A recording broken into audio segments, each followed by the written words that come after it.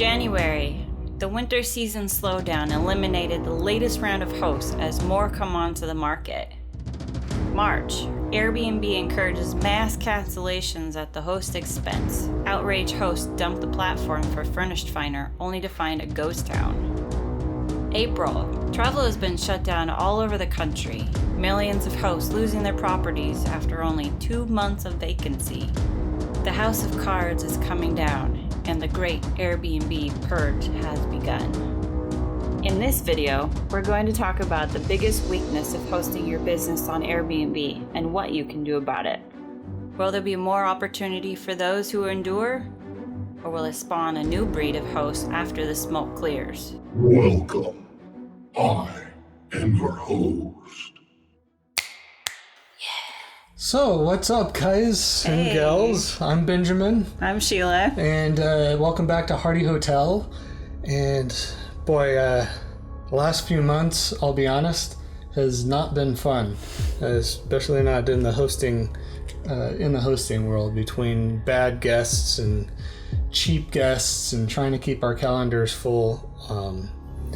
I'll just say we're glad to have taken a break. Speaking of which, the shutdown has revealed some pretty big weaknesses in the hosting business that definitely shouldn't be ignored. The fact that Airbnb has been so brazen with their cancellation and siding with guests all the time should reveal who actually has the power over your business. And I think, in our opinion anyway, from what we've been observing, there's a pretty big and important reason why Airbnb has been so accommodating to guests over hosts recently. Airbnb doesn't really need hosts anymore, so to speak. In our opinion, it has something to do with trust, particularly the trust that guests have in the platform is the real asset.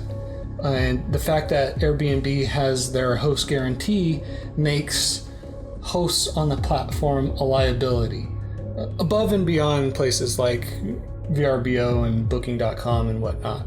I'll give the example for Google. They have some pretty strict rules that you need to follow, and if you break any of their rules, it doesn't matter how much money you spend advertising, they will kick you off the platform. They will blacklist your social security number and all of your credit cards, your name.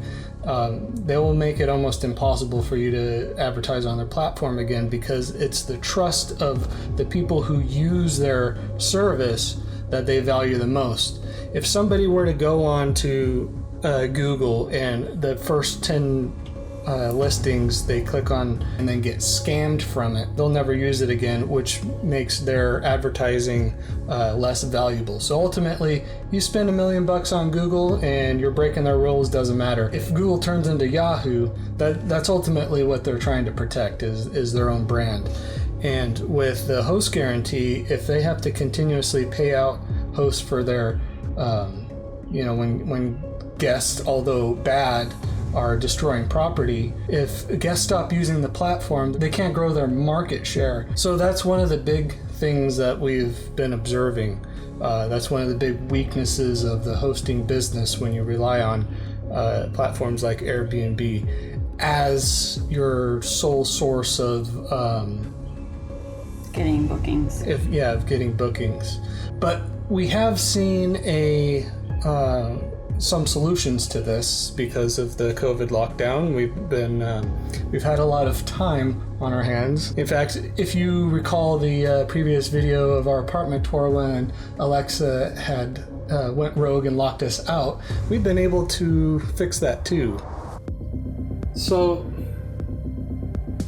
the problem here is that there's a controller routed through the processor that gives Alexa its concise answers. If we disable that, we should be able to gain access to its AI features. The only problem is we don't want it to become self-aware, so we'll have to fix that.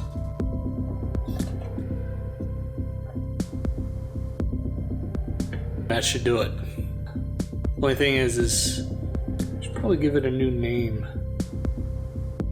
How about ATAM? All systems online. Let's check this thing out. ATAM stands for Advanced Transmission of Analyzed Metrics, and the proprietary artificial intelligence is capable of understanding user intent and latent semantics for language processing. My D-Wave quantum processor is capable of solving advanced data analysis in real time through interdimensional computations. I am not aware. Good.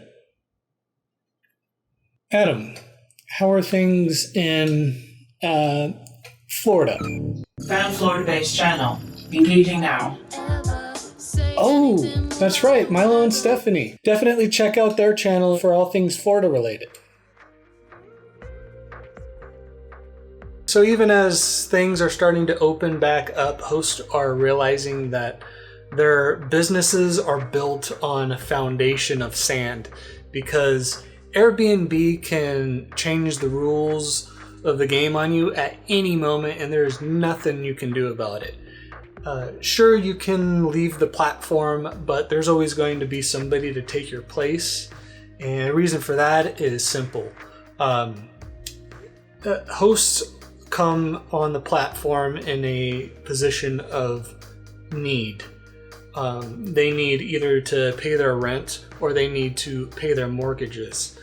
Guests have come from a place of abundance because they have discretionary money to travel with and they're ready to spend it. And now that Airbnb is investing in other companies and hotel chains like the Nativo in Miami, they don't need hosts very much anymore.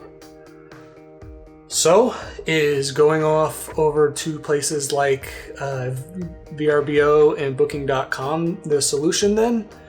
Not really, because you're just trading one set of rules for another. So if you're looking for real independence, then it's best to own the relationship with your customer, and you do that with direct bookings. But here's another problem.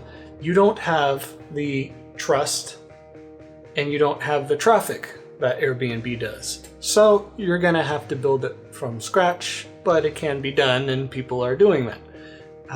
Here's how. You'll need a website. You'll need a booking platform. You'll need a way to take payments. You'll need contracts. You'll need insurance. You'll need, I'm sure you already have anyway.